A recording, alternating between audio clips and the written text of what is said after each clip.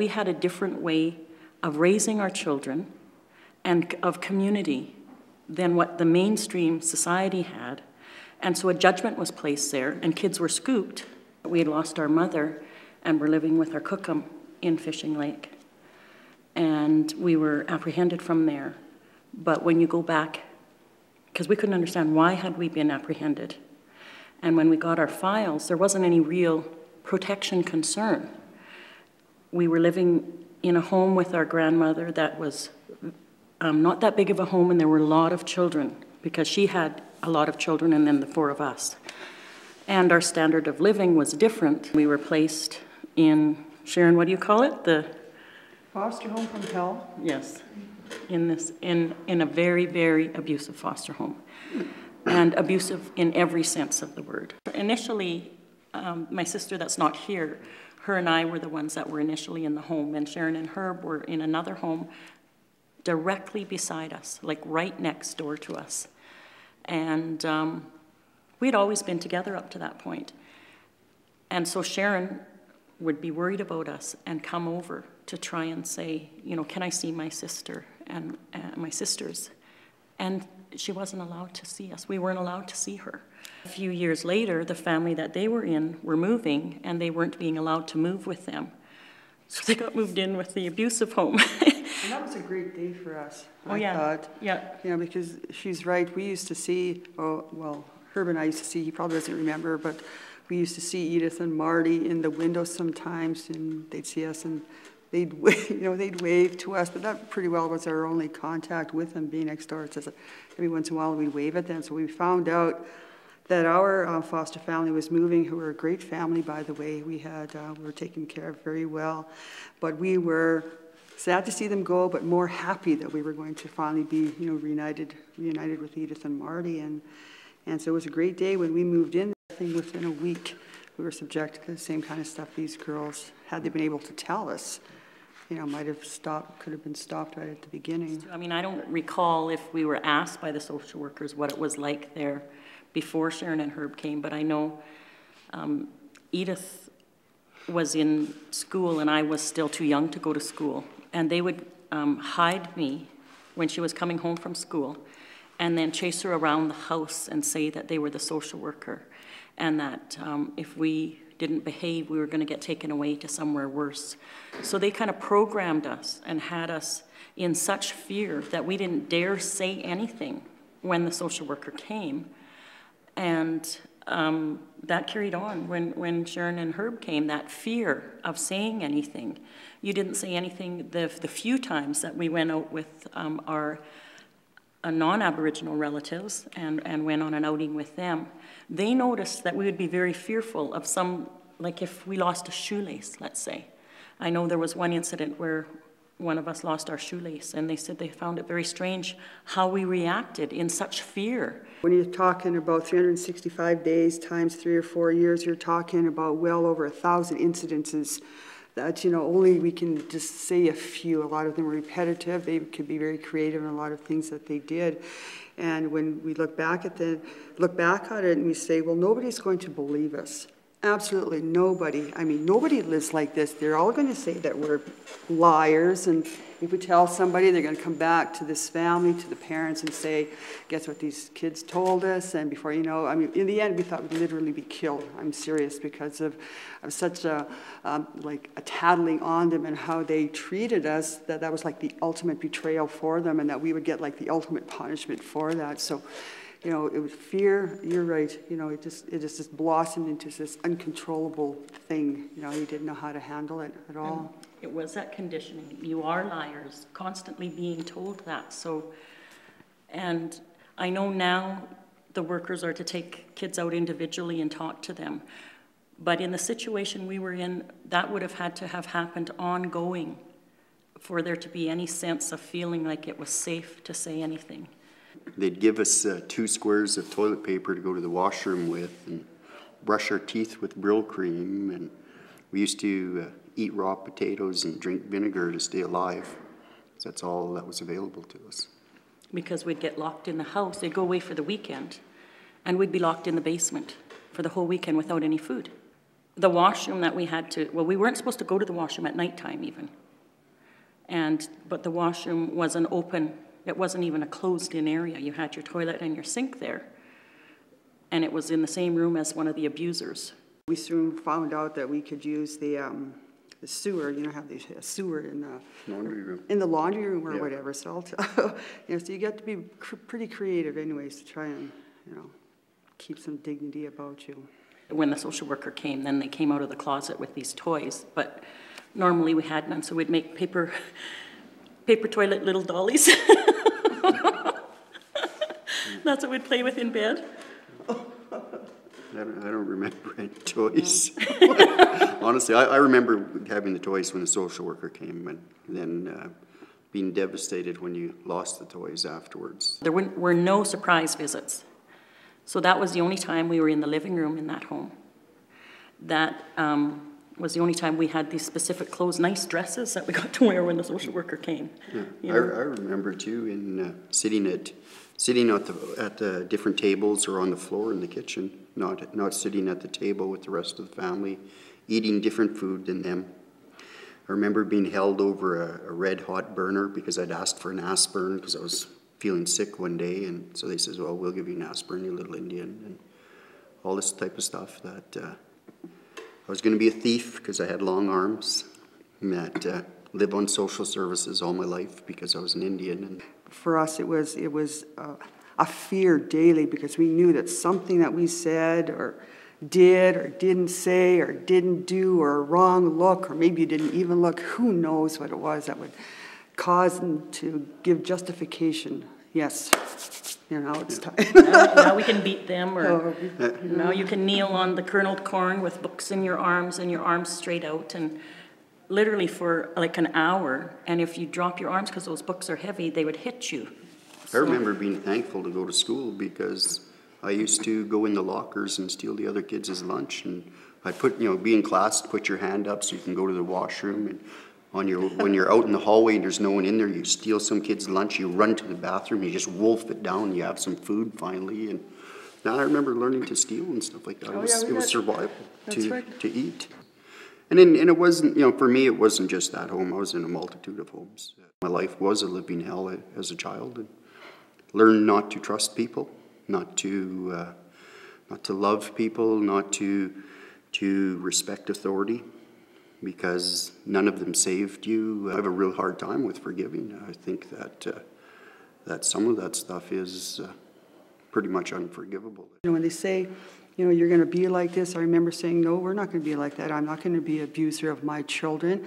I'm not going to go and live on the streets. I have to get an education because I know that I have to support myself because nobody else is going to do that. So it's like a real conscious effort that you're not going to end up being like the people that were in charge of us. And what makes us different than a lot of the other kids that were in foster care and that haven't done as well, I don't know. It's very interesting that the four of us would have ended up that way.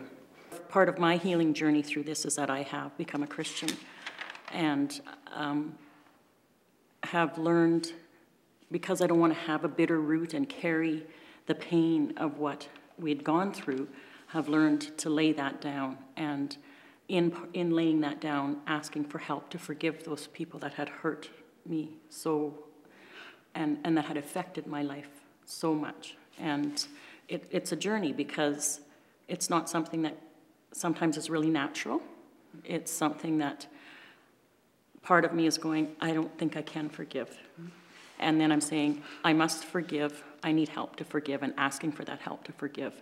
And when I find this is still really hurting, then going through the process again. So it is a journey. So I had a chip on my shoulder that was pretty big for a lot of years. And when I went on a healing journey with some of the members of my community, actually at that point in time, there was 100 different people from Fishing Lake Settlement that went on and did some healing. And I heard their stories. I then recognized that it was a much bigger problem. All of those hurts impact on them and are as important to them and as hurtful to them, and they carry the same kind of fear and guilt and shame and all of those other type of anger, repressing type of things. I carried a lot of hate and rage not only to the foster parents, but to my own relatives, because I felt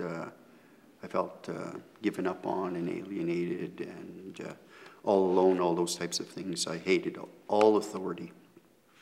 It took me a long time to be able to get away from blaming everybody else and feeling sorry for myself, and being able to look at what else was available, and being able to say, well, you know what, I can make a difference in the future of other children that go into care. I think the foster parents had a lot of say then of whether we were able to visit with anybody, because both sides of our relatives, the one side got to visit us, but only minimally, and the ones from our Fishing Lake settlement, Métis settlement, they tried for a while, and then I think part of just the history and the prejudice that Aboriginal people have experienced, they felt like, well, the government won't allow us to see the kids, and they just pulled back and didn't continue to try. They gave up. Nobody ever even explained to me what had happened with our mother and father and grandmother, and you know, why we ended up in care or any of that type of stuff. And I had to go to the Edmonton Public Library, into the archives, into the microfiche, to do the research to find out what happened. And I thought that was a real poor way of anybody to have to find out, you know, what had happened earlier in their life, and how our mother died. Yeah. And I know that Sharon had to do some of that stuff too before, and did, you know, for a young person, and I don't know if I could have done it at that age, is that she went and she looked after us too, and tried to get us out of care, and you know, tried to make a home for us, and all that type of stuff. It's the way we finally got out of it is we used to have to eat soap a lot, whether they thought we said bad words, if they thought we were lying, or they just felt like feeding us soap. I have to understand, the soap back then had a lot of lye content to it, so when you used to eat it, it burnt you. It burnt the inside of your mouth, and it would make you sick to your stomach. Of course, you know, you're going down and make you want to throw up, and we were weak as it is because we weren't fed properly. I mean, our pictures will show it after we came out of that home. Oh, yeah. I think we were like anorexic looking, so we were weak to begin with, and you know, and eating that stuff, and it was just like disgusting. sardines, hot dogs, cornflakes. And soap. Soap, Yeah. soap and potatoes and raw vinegar. Yeah, and Raw there's- vinegar, raw potatoes. Can't handle sardines even today, but Me too. the one time, like Sharon said, it would make you want to get sick, and I did get sick, and they made me lick it off the floor when I got sick after eating the soap. So there was, and a lot of times we felt, okay, I did that, I deserve that or whatever. And this particular time, we had to wear certain dresses all week long to school, the same dress. Every day. But if we had phys ed, we got to change into a pair of pants for that morning or that afternoon. And on this particular day, Sharon had phys ed in the morning and I had it in the afternoon. And our foster parent said, well, I'm going to do laundry today. You can wear pants, both of you. So we trotted off to school all thrilled that we both got to wear pants that day. We came home at noon. What are you two girls both wearing your pants? Well, you said this morning we could. You were doing laundry. You're lying. You're eating a bar of soap when you get home from school. Well, I'm on my way to school, and I'm crying, and I'm telling my sister, I'm not eating any more soap. And I said, I'm running away. She's like, no, you're not. You're going to get us in great big trouble. I got to school, and I can still remember, like I sat under a table.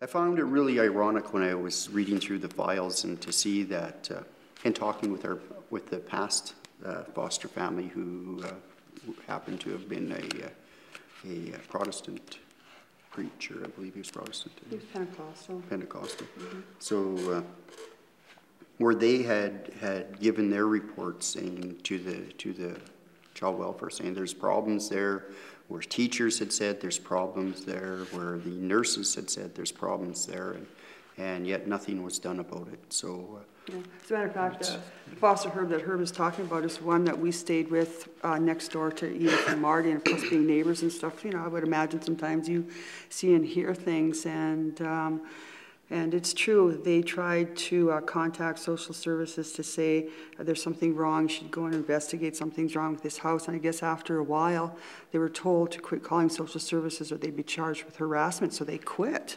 Sharon, you were saying you guys were only in that home for, 3 years or something. I was 6 years in that home. And it had such an impact on me. I mean, yes, I've gone through a lot of healing to get to where I'm at today, but like you said, Herb, it's been a journey. And as a young adult, I was a very troubled young adult. And I went through, and I compounded what had happened to me by the lifestyle I chose to live at that time of my life, because then it just added more hurts and more pain onto what I was already carrying. the only good people in life that you had, that was your family, you're alienated from. So it really puts you in a tenuous spot as a young person for role modeling, for all that type of stuff. And it really, sometimes I do wonder, what happened to make us be able to survive the way we do survive. And at the same time, I think it's a facade that we all look like we're successful and that we do good, and yes, we're financially not that bad off and this and that and the next thing, but when you look deep inside, there's still a lot of hurt. I've lived with the results of this for 34 years, and it's not been an easy path to walk. And it was one thing that always stuck with me, and then realizing that I was part of this 60s group. And then I used to say, after that I learned about it, I used to say that I was a residue of residence school. And when I was younger, I used to call myself a society's child, because I didn't know who my parents were. And so I just assumed, I didn't have no knowledge of where I came from, and, like who were my parents, who were my relatives, who, and so it was, there was a big part of me missing, because I didn't know who I was. I think I was about 3 years old when I was taken away. And I remember I didn't know from which community I was from, because I didn't know, I didn't have a birth certificate, and there was one that existed, but I've never seen it, and I never knew how to spell my real name or what my real name was, and I never found out about my real name till I was about I think 11 or 12 years old. It might be just a name for people, but it was very significant for me because I lived with families that had different names. I lived with families that were different color skin. And for when I was young, I thought I was French. So, I thought that I was French. And then when I started going to grade school, I found out that I was a sauvage, and I was a redskin who, an Indian. And that just totally blew me away. And it was growing up in this foster home, I never